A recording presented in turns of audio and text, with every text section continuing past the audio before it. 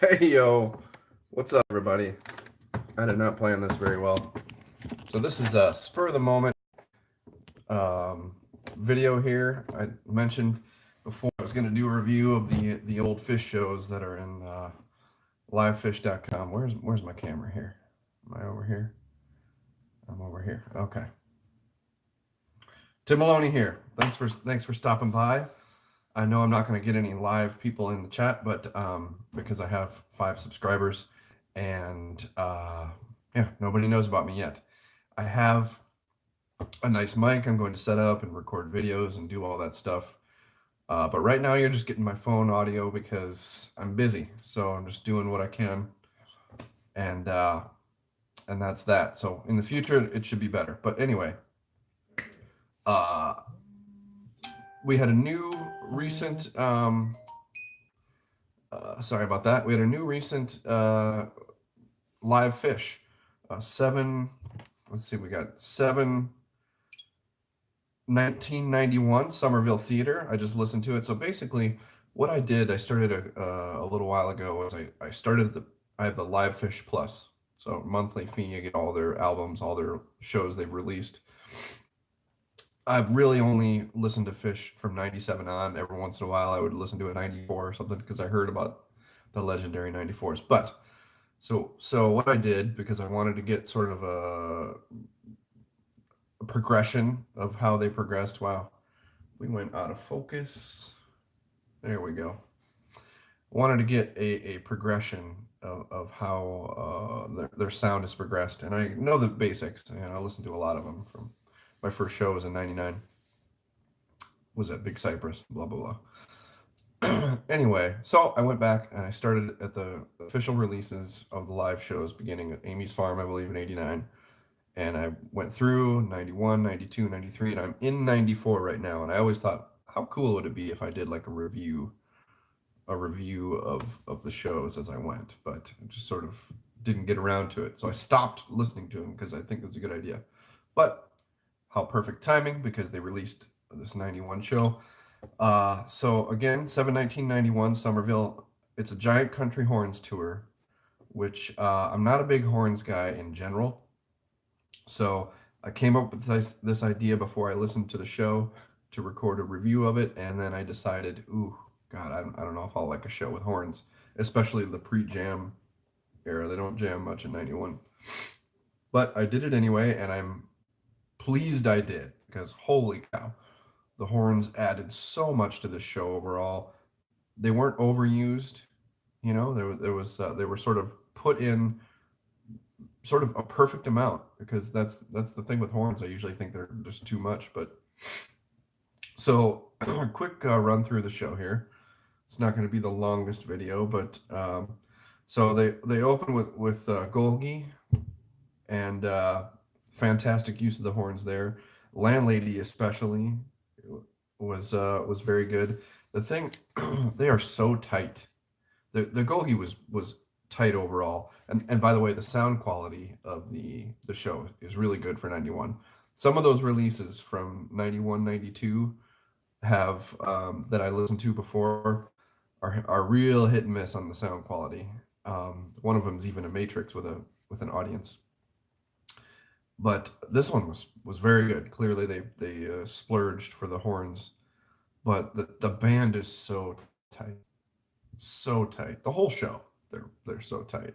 You can tell they rehearsed a lot for this. So anyway, the landlady, very good.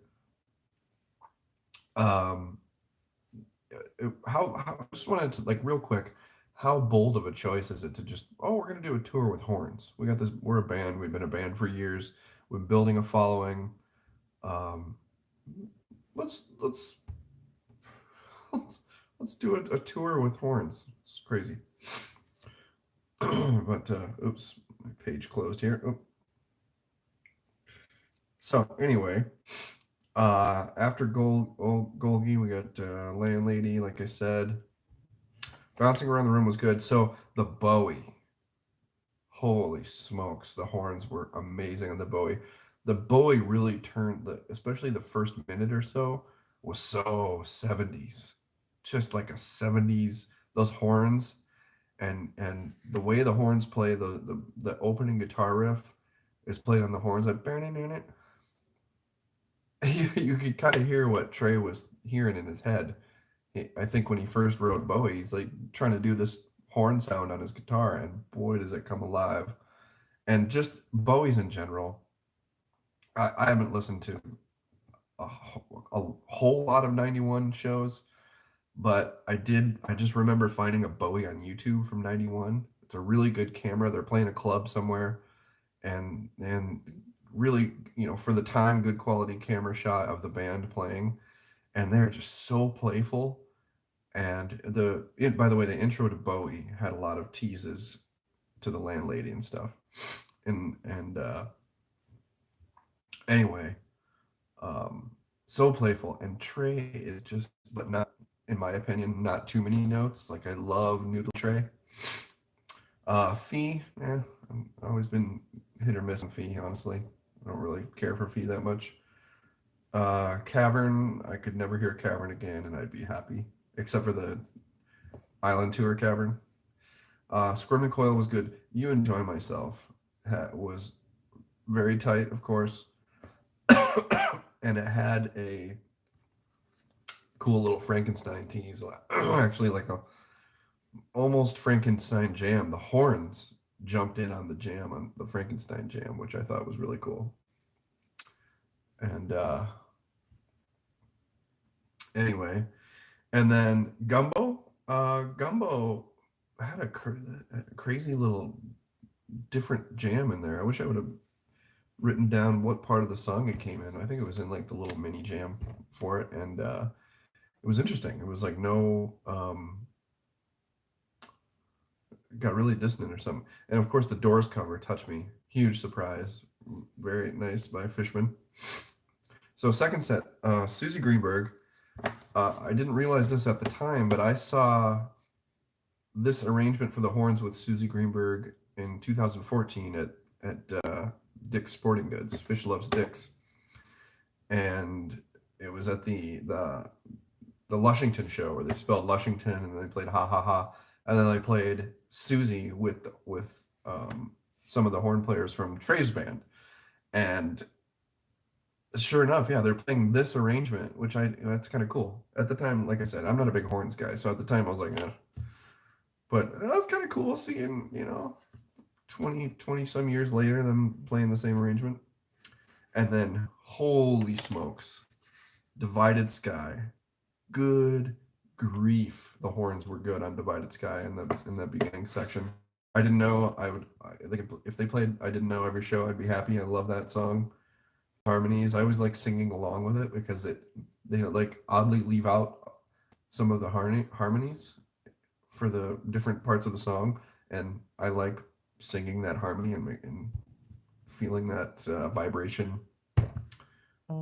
Anyway, wow, battery's getting low, so I'm gonna wrap this up quick because I don't know if this is gonna stop going. But Megillah is another one that I think Trey's band plays to this arrangement.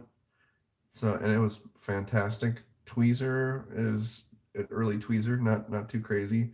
Big Black Furry Creature from Mars is always a good one. But and then of course the encore with Lawn Boy, and then Runaway Yim.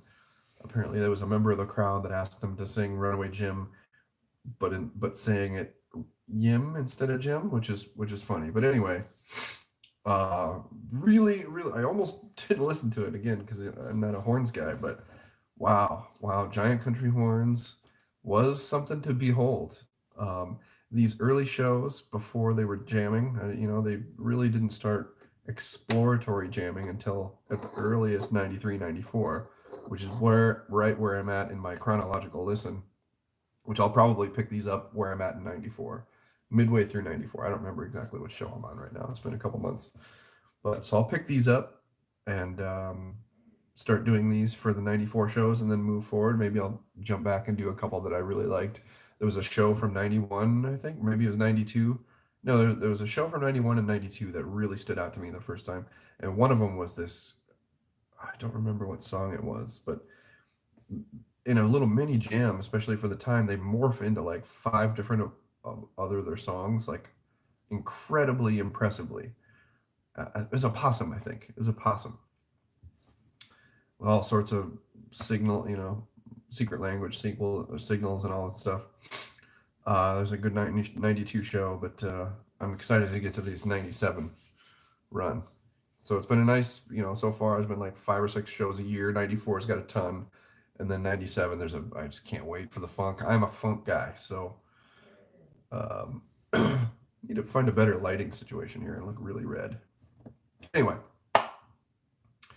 Tim Maloney, Tim Jim 33, the Timoth, Tim May, James the Third. All things I've gone by through my years as a musician or a podcaster. So whatever you call me, say good night, Tim. Good night, Tim. Shit, how do I turn this off?